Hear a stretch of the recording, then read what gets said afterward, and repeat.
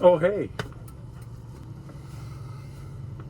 So check it out, guys. It's been about a week since I filmed this video series. Straight through shot, and it's over 3 hours long. I decided to break it up into 3 parts. I'm just gonna throw this on the front of each of those segments. What you are gonna get on these videos is, if you're a guy who's interested in becoming a helicopter pilot or are a new helicopter pilot and you have some questions and are looking for some insights, then this video might give you some of those. This little series of videos might give you some of those.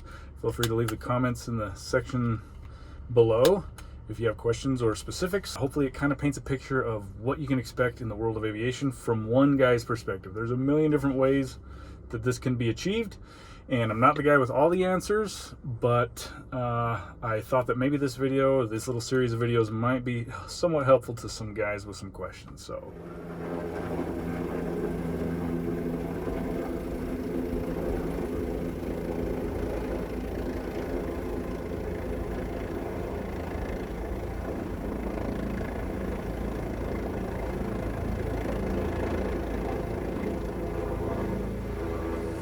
that freaking noisy ass helicopter. Skidded helicopters are a little bit more tricky to land. They take a fair degree of finesse on the set down. But anyway, the last thing I want to say is about these videos, these opinions do not represent any of my employers, any of my companies I worked for past or presently. So that's a disclaimer that needs to be said. You know, ideally I would be able to post a lot more footage and videos and first-person view footage, but most all the companies you work for, you know, have privacy issues with that, and so they have a policy. So you got to kind of get exceptions and permissions to do things. So that's why it's kind of tricky to make much video content related to first-person view from the cockpit and things like that. But depending on whether or not I get an interest in that, I will try to consider to do so within the boundaries of my policies and whatnot. That's what you're going to get. Check it out. If that's not your cup of tea, then you're going to want to skip ahead and skip to the next video. But thanks for watching, and leave a comment below. We'll see you on the next ones.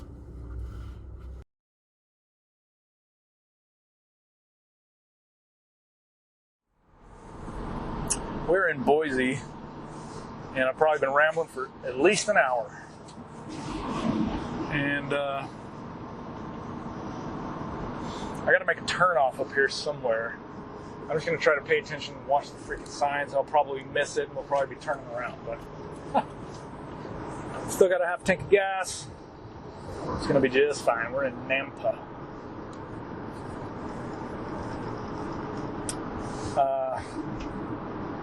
So, for about 3 months before getting out of the Army, I already was planning to separate and everything. I began looking for jobs, sending out my resume. And you know, the Army has this whole transition program, and they help you with your resume, and there's job fairs and, you know, networking and all this stuff. But dude, for 3 months I sent out my resume to at least 30 companies. I mean, like probably 30 companies at least, and got almost no feedback, almost not even so much as a response. And being that I always wanted to go fly in Alaska, right? I focused on every damn company in Alaska, every one of them. And I had a couple little nibbles, a couple feedbacks on a couple occasions, and they just fizzled out to nothing. So hopefully I remember to come back to this point about what it takes to go and pursue the job and the position you want. That's kind of the main point I'm trying to drive to here. And then for about 3 months after my separation date, so it was a span of about 6 months, dude, I was applying everywhere. All of the jobs, dude, all of them. Primarily tour jobs. You know, Alaska tours, Hawaii tours, Grand Canyon tours, everywhere. And nobody was hiring. Nobody was hiring me. And unfortunately, it was a bit of a perfect storm period of time. And the reason is that Silver State helicopters, which if you're a youngster, you probably might not even have heard of it. But for a long time, Silver State started in Nevada. That is the Silver State. Started a flight school, and it became this big-ass machine of civilian just cranking out civilian helicopter pilots. And it went great for a number of years. And I know a lot of guys that went through Silver State. And at the end, the company went bankrupt tits up. And everybody that was almost finishing with all of their ratings and their certifications, they showed up and there was a paper sign taped to the doors. There was one in the Ogden airport that had set up its operation in the time of my Army days. And closed down, dude. Tons of people got burned financially and with their certifications and had to go and try to find training and try to finalize all their ratings and certificates. It was a complete and total utter shit show. I'm talking it probably affected 200 or more pilots. Probably that's a pretty conservative number. I would guess 200 to 400 pilots. So suddenly I'm trying to get a job and there's 400 other pilots that are brand new trying to get jobs too. But the difference is that those 400 pilots, the guys that are the chief pilots of all these companies and doing the hiring, well, generally they didn't come up through the military like I did. They came up the same way all these guys did. And so they speak the language. And, you know, flying a Robinson helicopter, such a lightweight, feather-light bird, and an R-44 is a complete and total different world apart from a BlackHawk and even the Jet Ranger time that I had. So, you know, it makes sense that these companies wouldn't want to take a chance on Army guys have a stigma, you know, there's a bad rap. And in some instances, that's very warranted. Most of the cases, it's not. You know, most of my friends are solid, upstanding dudes that would perform phenomenally in the civilian world, but I've certainly seen my share of total tools. So there's a resistance to hire military guys because they know somebody or they know that they know of somebody that it didn't work out so good. So I'm sitting there trying to compete with all these dudes, and my experience is incompatible. Similarly, the downturn in the economy of 2008 had happened a year and a half prior, and so a lot of companies were shrinking and downsizing, and there was not a lot of opportunities. So it was a bad time, dude. It was a bad time.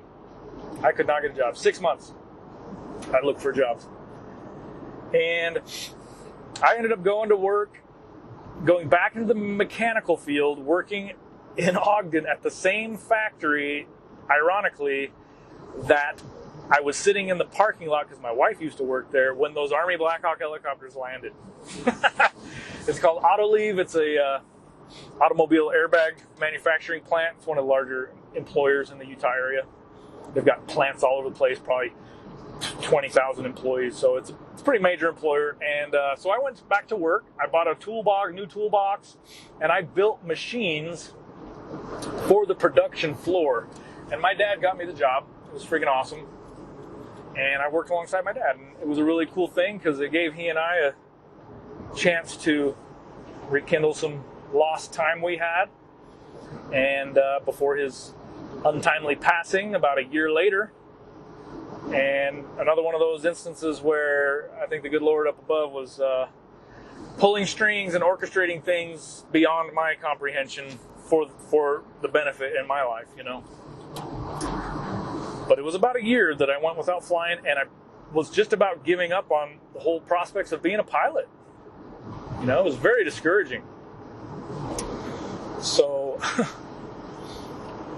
what I did in that meantime was, up till that point, I had only had one course with Embry-Riddle Aeronautical University, which, if you don't know, they're a phenomenal flight school, and a university based in Daytona Beach, Florida is their main campus, and they have another one in Prescott, Arizona.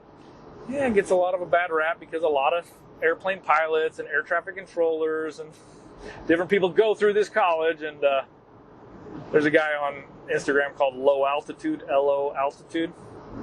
He's freaking hilarious. He's an air traffic controller, and he's always posting memes and ragging on Embry-Riddle dudes. So my shit was online. I never went to the campuses, but fortunately, with Hill Air Force Base being a very major Air Force base, military installation right in my hometown, practically just right down the road from where I was working. I went and started taking night classes and stuff. So I took all the hardest classes that I knew I would need help with, from the collective group of the class. Freaking algebra, trigonometry, physics, and all this other crap. I did a number of these classes in, my writing and English classes and stuff, technically in a classroom, so it wasn't completely online, but the bulk of it was. And so I knocked out like 6 or 7 classes in the span of that year that I was working, and I was just trying to further my, I was kind of stuck. And I was just trying to continue down the path and see what I could make happen later. Lo and behold, it took about 7 or 8 more years after that because I got a job. I got several good jobs, and I just lost focus on the degree, and I didn't really need it. So it took a long time. I would kind of bite off a little bit here and there. Take 2 classes and not take another for a year. So it took a long time. And fortunately, if you don't know, also, there are several military-friendly universities that will apply all of your military training and give you credit towards that degree. So for me, fortunately, I practically had enough credits to have an associate's degree, and I practically just had to get enough credits to get the rest of the bachelor's degree. So I was about halfway through school because of the granted training credits that they gave me. So that was a freaking super major perk of joining the military, right? So cutting to the chase, the next phase is getting to my first civilian helicopter job.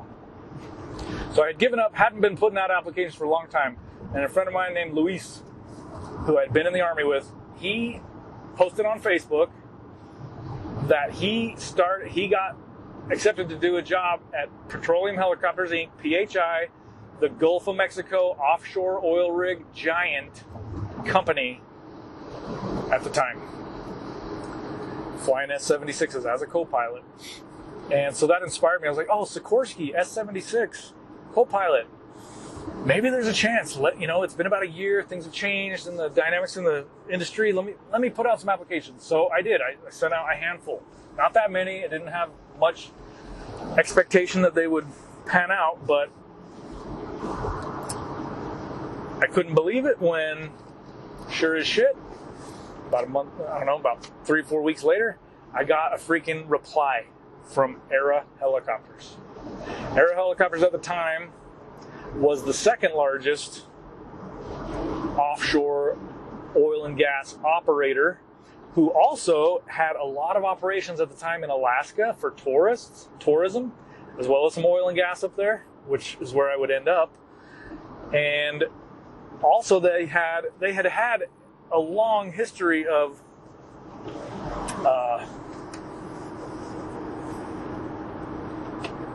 firefighting. They had a Reno base. Sweet. 28 more miles till we turn. They had me down for an interview, and they flew me down, or at least they paid for several $100s of the ticket. And I interviewed, and I had applied for the co-pilot job at the Cleveland Clinic Hospital in Ohio in the S-76 helicopter. But when I got down there to interview, they had a whole class, or a whole group of dudes interviewing for tourism in the A-Stars up to Alaska. As well as a bunch of oil and gas guys. And there was about 10 of us or something like that interviewing. And I was really impressed with the facility. It's the Era training facility, and the interview and the big table. And then they talked to all of us at first. And then they brought us each in one by one for the interview. But it was super cool because right before this interview period of time was the Deepwater Horizon offshore oil rig disaster, which there had been a moratorium on oil drilling mandated by the government. So basically, there was a kind of a cap and like a stop to most of the work in the Gulf, at least for exploration and stuff. So every company that was their main bread and butter down there was struggling, except for Era. So they told us in the meeting, they're like, "You guys, I have a job for every one of you guys. As long as you can pass the little exam we did. It was a little written exam, super easy. Super easy. It was like just some basic questions off of a VFR sectional. One of them was like, what color is a beacon, rotating beacon? And the standard question. Okay, at this point on the map, and they handed out the maps or a little diagram or a little print off of the map, the sectional. Okay, at this altitude, what class airspace are you in? What are your weather requirements? The basic pilot stuff. So, and there were a few guys that struggled, dude. And we were able to take that one kind of collectively. Like, they let us take the test, but they stepped out. So people were kind of like, shh, trying to ask each other questions. And there were a couple guys that were seriously struggling. And I'm just thinking, and I had extensively prepared for this thing because it was like my first break, And so I was pretty dialed on that. It wasn't very hard at all. But they said a lot of our other competitors, PHI and these other companies, they haven't been able to hire, but because of Era's customer base, we've got a job for everybody. So I was completely stoked. I flew back home in disbelief. I couldn't believe it. I had seen the big world, the real world of helicopter aviation. They put you through a little simulator, a little non-motion A-star simulator there as well, to just test your, they put you through a little scenario, basically just a weather scenario, and they just put you into inadvertent IMC, where you inadvertently fly into the clouds and you have to maintain, keep the aircraft upright and try to tune up the radios and shoot an instrument approach back into the airport that you took off from. And they're just assessing how you handle the situation. And I'll be honest, I had never flown a Garmin 400 series GPS, so I couldn't tell you how to tune a radio frequency, let alone program a GPS approach on it. Fortunately, the check pilot and his kind of junior check pilot, who was there to assist, offered to help out, and I was humble and just was like, yeah, dude, please, whatever you can help me with. And he helped me, and that's key number one, is arrogance and feeling like you have something to prove is not going to bode well over your whole career. I've seen it time and time again, and I'll say this right now, is that, and this is just in general, but in aviation, or at least in your job, it just doesn't pay to be a douchebag. You might be a douchey kind of guy who does douchey stuff in your personal life, but you don't burn bridges and you don't build a bad reputation, because that reputation is all you have. And that's probably the case in any industry. I can't think of one that it's not. Any professional industry, medical, lawyer, whatever the deal is, right? If you've got a bad reputation, it doesn't take long before that follows you around everywhere. And so that all started for me with, just being humble, like being willing to let this guy help me out. And to the extent that he even lifted it off the ground for me. It was an A-star. I'd never flown an A-star. I think I tried, and it was all scattywampus and sketchy. And then I just put the power back down. He's like, "Do you want me to help you?" I was like, "Yeah, dude, that'd be great." So he picked it up to a hover, and then he handed it to me, and I kept it under control just fine. We taxied out to the runway and took off to the skies, and we headed out. Battery died. You plug back in now. Hopefully this thing we can finish off. Now, like I said, he helped me out. He handed me the helicopter. I took off, did the flight, and then they started lowering down the weather on me. Came back in, or I announced inadvertent IMC, keyed up the radio, asked the air traffic control for an approach, and all the while they're just assessing to see how you handle as pressure is building, and we were in there for 15 minutes, maybe 20 at the most. And I did all the right things, and the guy who was evaluating me, I ended up becoming pretty good friends with later. He was one of the senior old crusty dudes that ended up retiring, but he always took great care of me. Later on, he taught me how to fly the Augusta 139 a couple years later. But so I felt pretty confident about it and went back home. And it was around Christmas time. And so I was expecting that I was going to get this job. They had told us that we were going to get this job. And freaking the holidays came, and I sent some emails, and they just kept saying, "Oh, just hang on, we'll let you know." And Christmas comes, and I started getting super stressed. New Year's came, and I was like, "Oh God, I misread it. I didn't make the cut." And finally, like January 2nd or 3rd, right after New Year's, boom, job offer letter came. I could not believe it, dude. And yep, sure enough, man, they hired me. They asked me during the interview, "Do you want to work in the Gulf or do you want to go work in Cleveland?" And I was like, "Yeah, well, shit, if given the choice." I hadn't thought about it before, but I'd be happy to work in the Gulf, fly single pilot, fly the A-Star around. That'd be awesome. So it was kind of up in the air about where my job offer would be. And lo and behold, it was for co-pilot in the Sikorsky 76 in Cleveland, Ohio, which, as it would turn out, was, I was well suited for because of my heavy twin-engine crewed environment experience. And it worked out really great.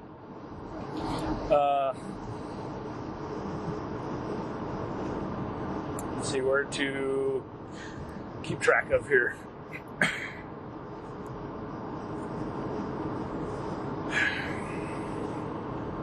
So, as far as salary goes, getting hired as a co-pilot at like the second step on their pay scale, or some like 22, 25 steps of the pay scale, I was making about 58 grand, something like that. 58,000 bucks a year. So that's kind of hard. It's hard to support a family on when you're the primary breadwinner. Fortunately, my wife was working at the time and she picked up the slack a lot. But that was my big break. So I went down to the Gulf of Mexico, back to ERA headquarters in Lake Charles, Louisiana. Spent about not quite a month, probably 2 or 3 weeks down there, getting trained up with 2 other guys in the 76. And then we ended up going up to Cleveland, Ohio. And I flew up there, got along great with my captains. One of them was a retired Coast Guard guy. Super awesome dude. Love him. And I just tried to absorb and gain as much knowledge as I could. We did a fair amount of IFR flying, and it was mostly long-range transfers back to the Cleveland Clinic. Cleveland Clinic is an enormous hospital system. We would fly out to Buffalo, New York, Charlottesville, West Virginia, or Charlotte, West Virginia, whichever it is. What's that other? Detroit, Saginaw, Michigan, all around Toledo, Cincinnati, all around Ohio itself, and it was freaking cool. And learned a good bit. Turns out, at the end of about 1 year, you had to give 1 year. You had to give 1 year before you could request a transfer. So in that year, I was making contacts with the guys operating in Alaska at ERA. And one of the guys that had been working at Cleveland had started in the tour business up there with ERA, which is generally the starting point for young pilots is, tourism. So I was picking his brain, making contacts, getting people's phone numbers and all that stuff. So just about at the end of the year, ERA Helicopters lost that contract to PHI Air Medical. So PHI Air Medical came in, and being that my family, I was out there for a year, and my family stayed living in our house that I live in Utah. Because I went out there with the idea that, if it's really great, maybe we'll move the family to Cleveland. And maybe it would have worked out, but as time went on, I was going to get better opportunities, and I was going to be able to get a better schedule, and I was going to be able to keep the family living in Utah. And so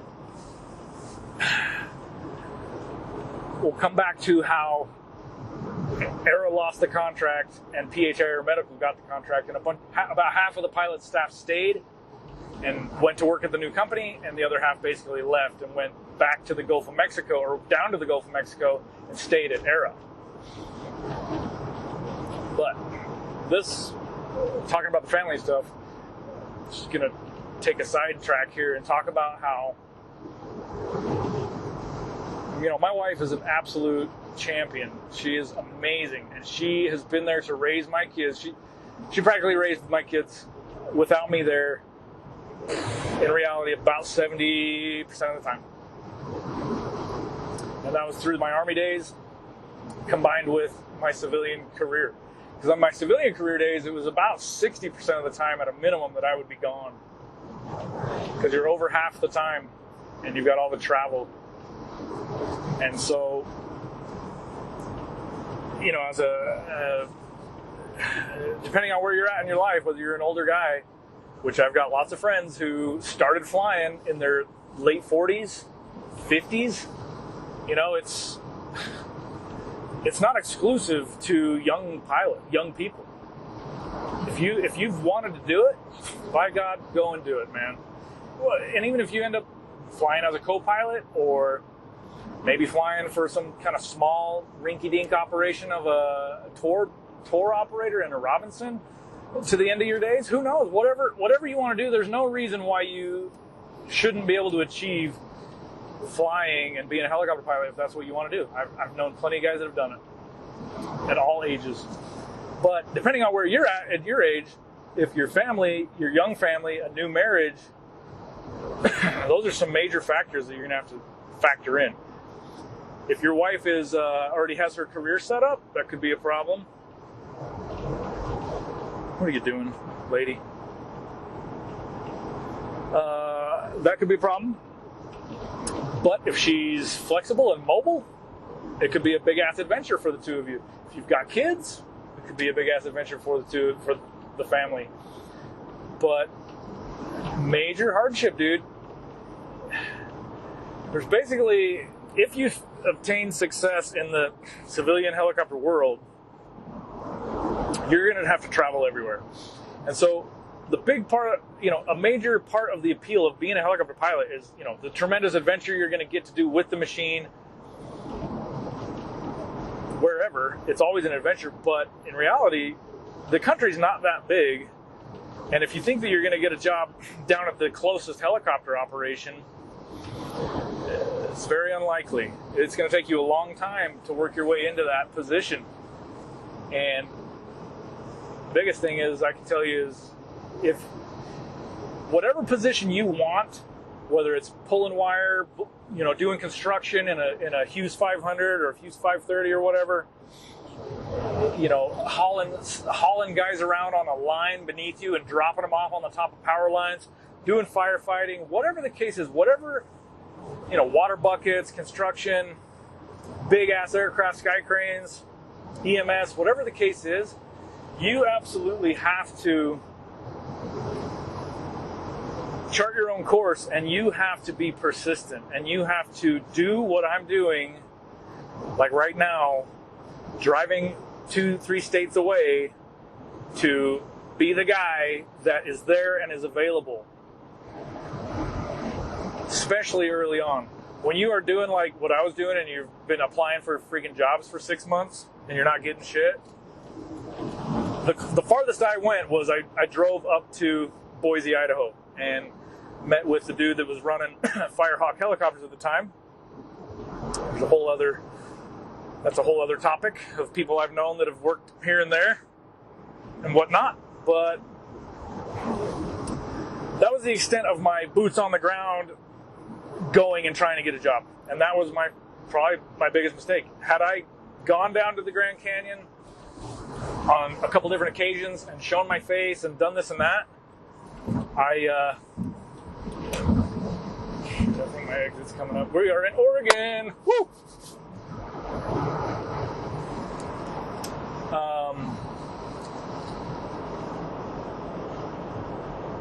3 months.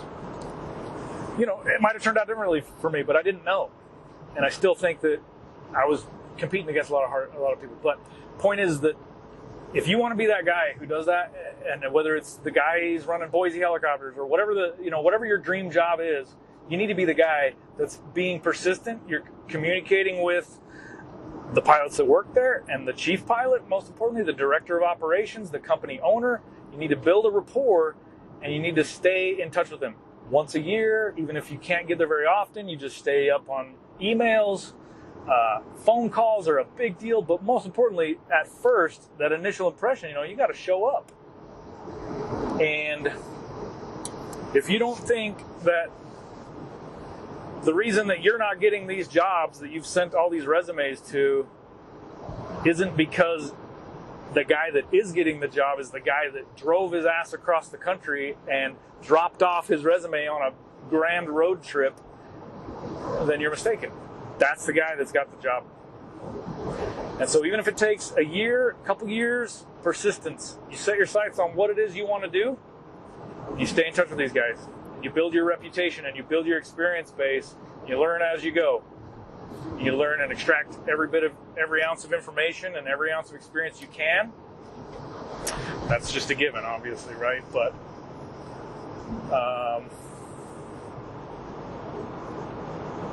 okay, going back to when Era lost the contract.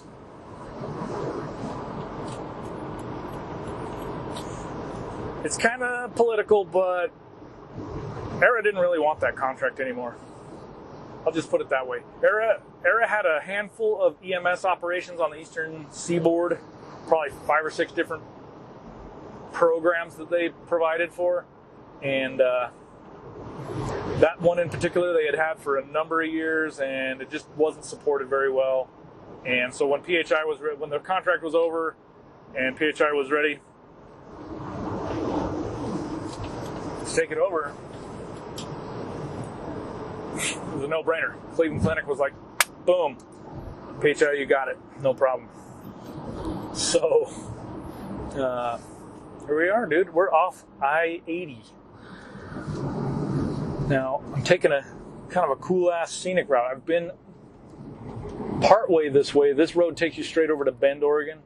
I'm going to take a little jaunt off onto Highway 26 that runs a bit north of that main route. And it goes up into the mountains a little bit, and it's just a little bit of a zone that I've not seen. The sunset's going to be happening. Probably got about 3 more hours, 2.5 more hours of sunlight. So hopefully I don't miss that turn.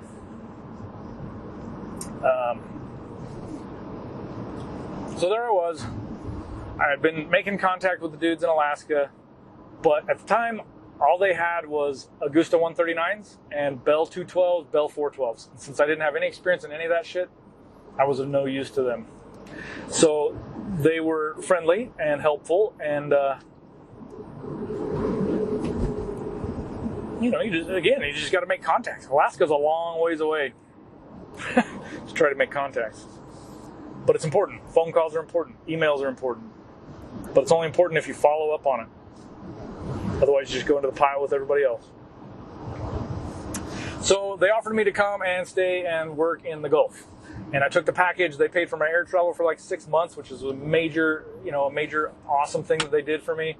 And what else did they do? I guess that's it. And so I went to the Gulf, and I continued flying the S-76, and now I was paired up with some senior captains, some salty old captains. Oldest dude I flew with was 72, man. Whoa. 72 years old, dude. And he flew for like 3 more years. I think he was like 75 by the time he retired. Serious salty experience, Whew. So I learned how to fly IFR offshore as a co-pilot, and it was awesome. It's a whole different world down there, flying in the non-radar environment. And it was in the days before ADSB, automatic, surveillance, broadcasting, whatever it is. And so you had to be very specific of how you filed and flew with air traffic control. so he didn't freaking fly into another helicopter in the clouds down there over the Gulf of Mexico because there's no radar. Anywhere generally outside of tight, close-in mountain regions, air traffic control has radar, so they can deconflict your aircraft with the airlines that are coming through, so they'll put you and give you different altitudes and stuff, right? So I learned how to fly IFR offshore, and that was very unique because we would fly IFR approaches to oil rigs, which they would get you down to 200 feet above the water, and sometimes that's where the cloud bases would be. It's just about 200 feet, fog or low clouds. And so learning how to fly IFR down there was like all the onshore stuff, because you had to know how to do all that, but you also had to do this shit with radar approaches to oil rigs. And then you had to land on the things. And so it was freaking awesome. It was intense. I got trained by some of the best. And then they had a class opening up for the Augusta 139. And by then, I think Era had been the customer, the launch customer for Augusta with the 139, maybe 6-7 years prior. I don't know what year it was for sure, but so Era had a pretty large fleet of the 139s. They had some of the original, earliest models. And they also, they were such a big company with tons of deep pockets at the time that they had new ones as well. So the customers wanted them, and they were their primary bread and butter, honestly. And the 139 is way more capable than a 76. Same number of seats, way more comfortable, way safer, way better performance. Air conditioning, I mean, like night and day. The 76 loaded out with 10 dudes in the back, or there's 12 seats. There's 3 rows of 4 seats. That's a big aircraft, for a helicopter. In the 76, if you load up with 10 dudes and their baggage and luggage on a hot summer day, trying to take off from an oil platform that's about 100, 150 feet off of the water in the hot Gulf of Mexico with no winds, it's everything that aircraft has to pull your ass out of there. Meanwhile, the 139 is 40, 50-year newer technology. It's amazing. The 139 is a beast, dude. A beast. So badass. It has the power to fly single engine. In that instance I just described, you'd be hard pressed to, you wouldn't be able to hover single engine, except for real close to the ground maybe. So, but you would have the capability to do an emergency takeoff on your remaining engine.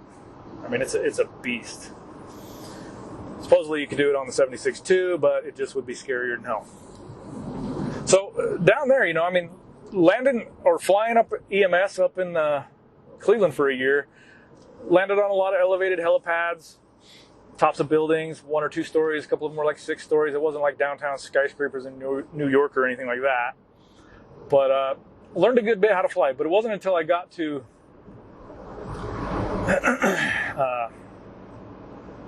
the Gulf that I really learned how to maneuver and fly medium to large sized helicopters well. And it's very particular of how you fly these things. You practice.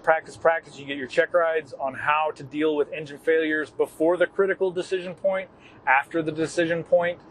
And, if you're taking off from a deck and one of your engine fails, you have to initiate the maneuver to land back at the deck. If the engine failure happens after you've committed to the departure, then you have to execute that maneuver and do a single engine departure. And it's the same thing on a landing. I mean, it's like you come in offset from the rig so that right before you're at that last point that you're committed to the landing, if an engine shits the bed, you've still got enough forward airspeed, you've got a flyaway area available to maintain the rotor, maintain the rotor RPM and fly back to a safe place to land. So you really learn a lot about how to properly execute medium-sized and twin-engine aircraft, heavy twin-engine aircraft, how to properly maneuver. And that's absolutely key. And I use it constantly now. It's called Category A departures or Performance Category 2, which simulates Category A. A Category A helicopter means that at those parameters, at a defined set of parameters, you have the ability to fly single engine. And in order to be certificated, you have to meet these parameters. In order for that aircraft to be certificated, which doesn't even sound like a real word, right? I know. But it is a real word. Certified, but it's actually certificated.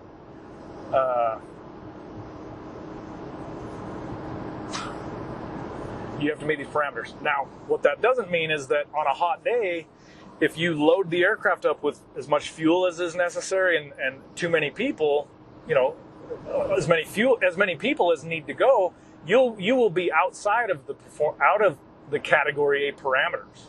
So if you're taking off IFR, low ceilings and low visibility, you have to download. You would have to download your fuel, download personnel, and get the aircraft into that condition that met those parameters so that you could legally take off, so that if you had an accident, it wouldn't be your ass that was like, oh, well, he loaded the aircraft up way too full, way too heavy, and they had an engine failure on takeoff.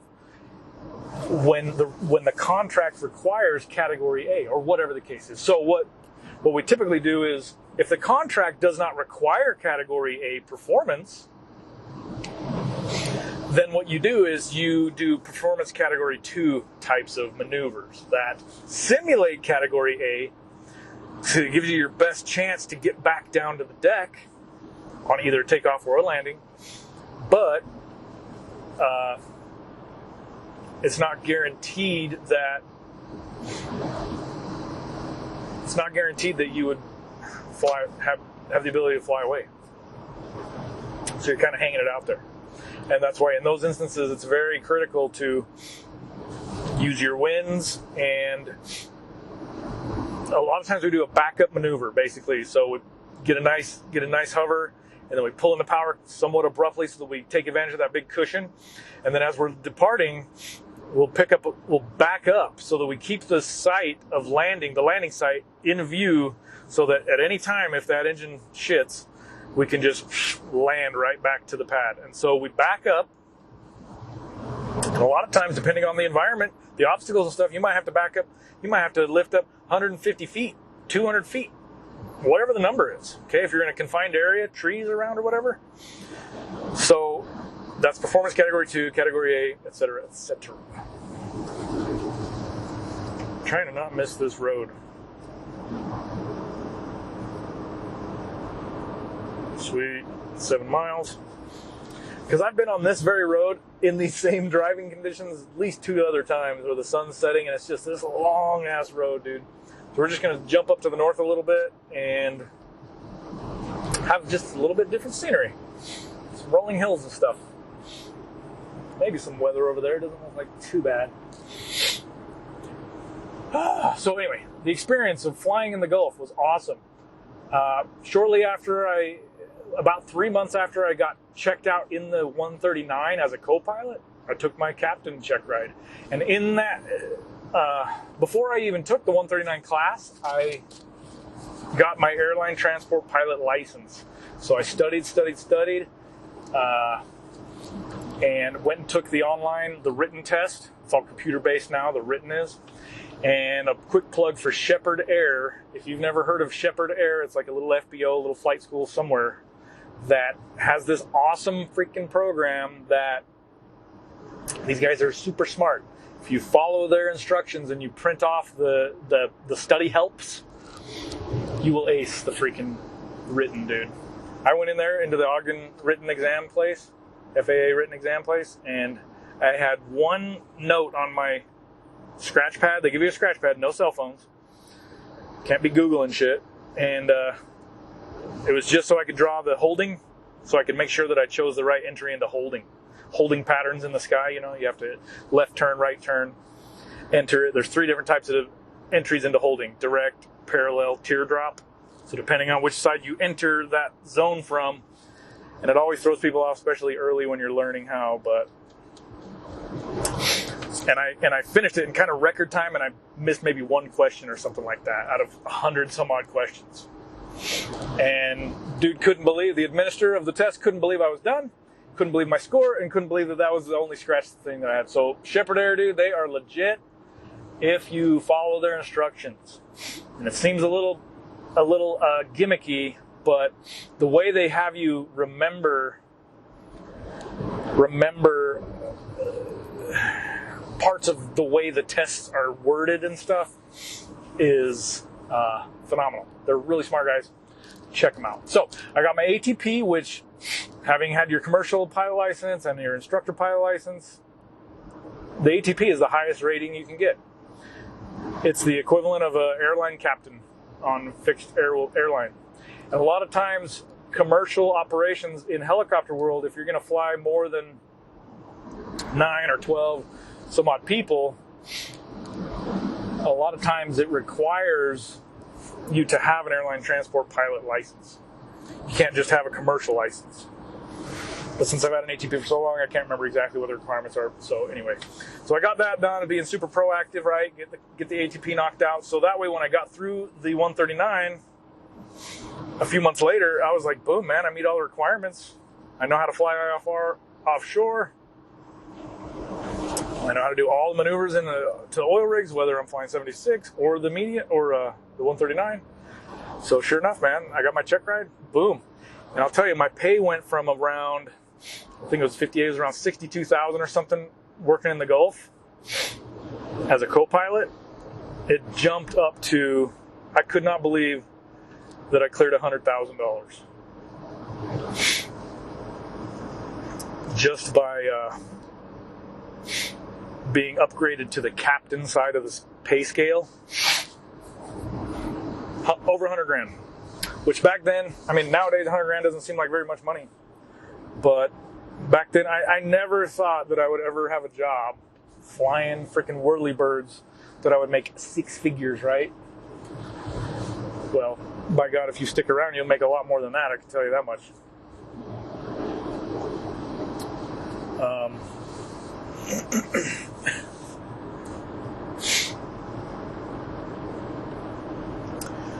So there I was, and ironically, in my 139 class, I went to class with 2 friends who were down from Alaska so that they could fly their 139s.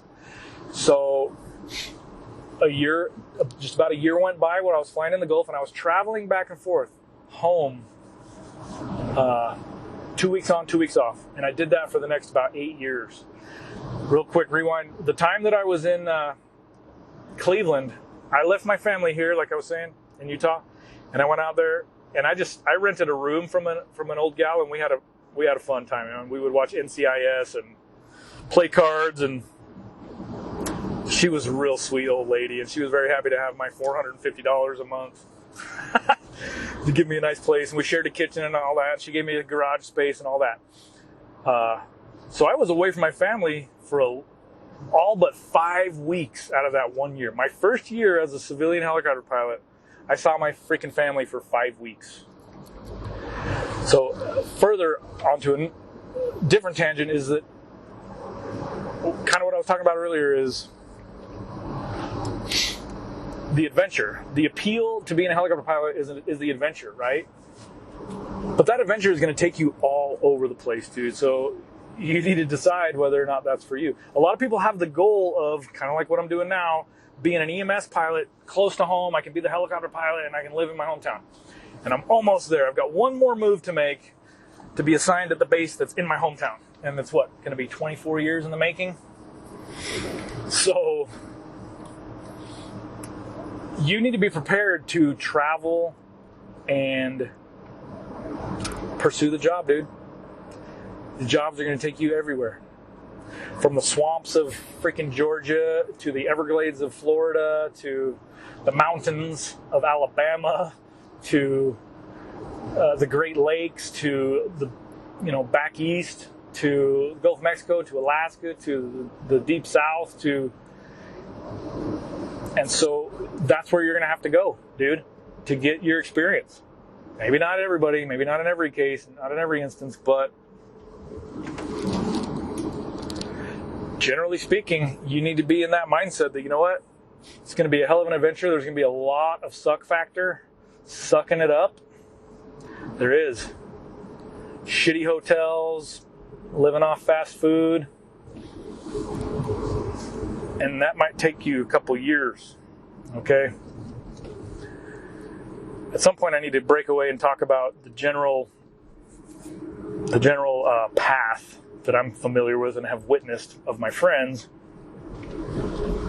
that of how long it takes to make money, and what it entails. But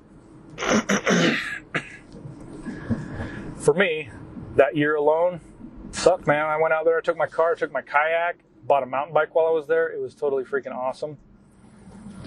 And the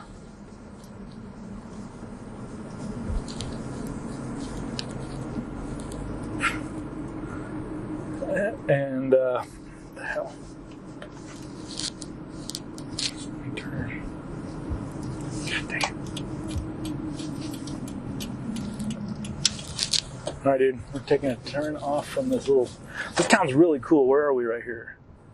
There's nothing but huge Western murals painted all over the place. All these buildings. Big old farm country town.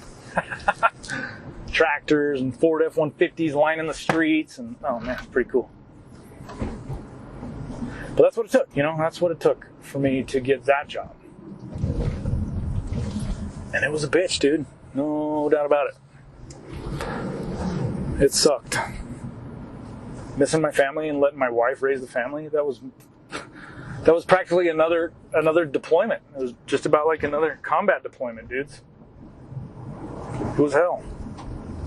Of course, dead end road, grain silos, goddamn. Really in the country.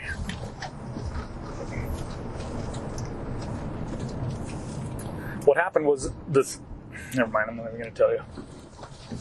I think it was a crackhead.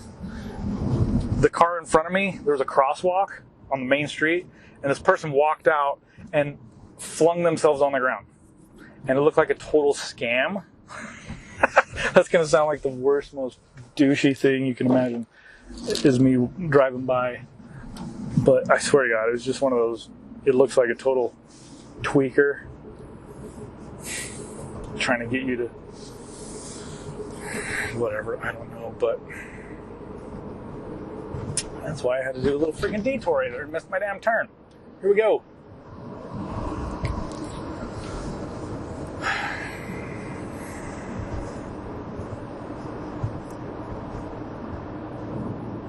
Whew, this puts me into the hotel at freaking after midnight, dude.